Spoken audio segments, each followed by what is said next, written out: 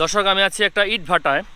তো এখনও ইটের কার্যক্রম শুরু হয় নাই, মানে এখন যেহেতু বর্ষাকাল শেষ পর্যায়ে, তো এই বর্ষাকালের শেষে কিন্তু দেখা যাচ্ছে যে আমাদের ইট ভাটাগুলো প্রাণবন্ত হয়ে যাবে। এখানে পুরোদমে কাজকর্ম চলতে থাকবে এবং এক পর্যায়ে দেখা যাবে এখানে ইট তৈরি হবে। সেই ইট দিয়ে আমরা দালান কোঠা, বিভিন্ন ধরনের অবকাঠামো, বিভিন্ন ধরনের কাজকর্ম এগুলো কিন্তু পরিচালনা করব। তো এই ইট ভাটাটা আমার পিছনে আপনারা দেখতে পাচ্ছেন, এটা একেবারে মনে হচ্ছে পরিত্যক্ত। আসলে এটা পরিত্যক্ত না, শীতকাল আসলে এখানে কিন্তু পুরো উদ্যমে কাজকর্ম চলতে থাকবে, মানে কর্মব্যস্ত জীবনযাপন শুরু হয়ে যাবে। তো ইট ভাটাটা আপনাদেরকে একটু ঘুরে ঘুরে দেখাই। তো ইট ভাটা যদিও মানে বলা হয়ে থাকে যে একটা ভয়ানক বিষয়, কারণ এখানে যত প্রকার অপকর্ম রয়েছে সবগুলো কিন্তু চলে। আর আশপাশটা অনেক নিরাপত্তাহীনতায় ভুগতেছি, মানে একেবারে নীরব ধুধু মরুভূমির মতো। তো তারপরও একটু প্রবেশ করি, আমি কখনো প্রবেশ করি নাই ভিতরটায়, আপনাদেরকে একটু দেখাই। দেখুন এই যে পিছন পাশটা, এটা হচ্ছে মূলত এখানে ইটগুলো বাস করে রাখা হয়। মনে হচ্ছে এক একটা প্রাসাদ বাড়ির মতো ইটগুলো এখানে বাস করে করে রাখা হচ্ছে। এবং ওই যে বিষয়টা দেখতে পাচ্ছেন, এটা হচ্ছে মূলত চুল্লি। এই চুল্লি দিয়েই মূলত ইটের যে ধোঁয়া আছে, সেই ধোঁয়াটা বা বর্জ্য পদার্থটা এই দিক দিয়ে বেরিয়ে যায়।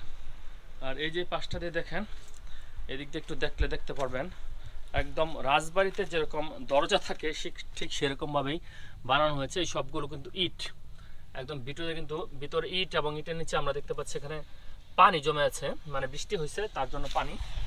তো এই ইটগুলো কিন্তু মূলত গত বছরের, মানে এই বছরের ইট এখনও বানানো শুরু হয় নাই, মানে গত বছরের ইটগুলা এখনও রয়েছে নিচে মাটির অংশে, সেগুলো এখনও রয়েছে।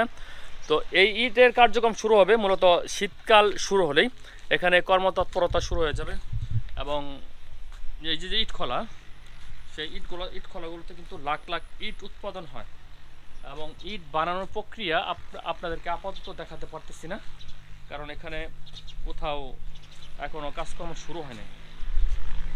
তো এটা একটা পরিত্যক্ত ইট খোলা মনে হলো, আসলে ইট খোলাটা পরিত্যক্ত না, এখানে ইট কিন্তু উৎপাদন শুরু হবে অল্প কিছুদিনের মধ্যেই। তো এই সমস্ত জায়গা আসলে এমনিতে ঘোরার জায়গা না, মূলত হচ্ছে আপনাদেরকে একটু কমপ্লিমেন্ট করলাম। এই জায়গাটাতে যাচ্ছিলাম, ভাবলাম যে একটু আপনাদেরকে সাথে শেয়ার করি। তো ইটের যে বর্তমান বাজার দর, সেটা কিন্তু অনেকটাই বেশি। তার একটা কারণ হচ্ছে যে কয়লা সংকটে কিন্তু আমাদের বাংলাদেশের যে ব্যবসায়ীরা তারা ভুগতেছে, এবং পাশাপাশি ইটের যে মূল বলা হয়ে থাকে যে শ্রমিক তো লাগবে, শ্রমিক ছাড়া আসলে ইট বানানো যাবে না। তো সেই শ্রমিকদের যে কর্মতৎপরতা, সেটা কিন্তু অন্য ক্ষেত্রে দক্ষতা বেড়ে গেছে। বিশেষ করে অনেকেই শ্রমিকরা অটো চালায়, অনেক ধরনের পেশাজীবী কাজে সবাই ব্যস্ত থাকে। সেই জন্য দেখা যায় যে শ্রমিকের একটা সংকট এবং পাশাপাশি মাটির একটা সংকট রয়েছে।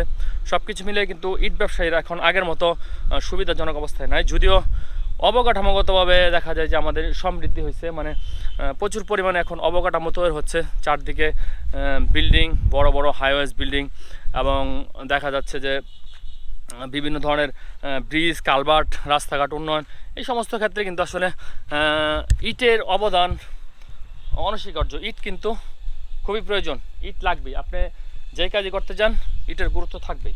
তো এই ইট ভাটা পরিচালনা করতে গিয়ে আসলে আমাদের যদিও বলা আছে যে এখানে কয়লা ভিত্তিক ইট কেন্দ্র চালু করার বা গ্যাস সিস্টেম ইট কেন্দ্র, কিন্তু আমরা গ্রামাঞ্চলে দেখি যে খড়িগুলা কেটে সকল গাছগুলা কেটে কিন্তু শেষ করে দেওয়া হচ্ছে। তো সেই হিসাবে চিন্তা করলে কিন্তু প্রকৃতিতে আর একটা বিরূপ প্রভাব পড়তেছে। তো আমরা একটা ইট ভাটা থেকে এতক্ষণ আপনাদের সাথে কথা বললাম। তো এর পাশটা দিয়ে আছে মূলত রাস্তা, এটা হচ্ছে ঢাকা ময়মনসিংহ রাস্তা, ঢাকা জামালপুর, তারপর হচ্ছে রাজশাহী, পাবনা, নাটোর, যমুনা সেতু, এই সমস্ত জায়গায় যেতে হলে এই রাস্তাটাতে যেতে হয়।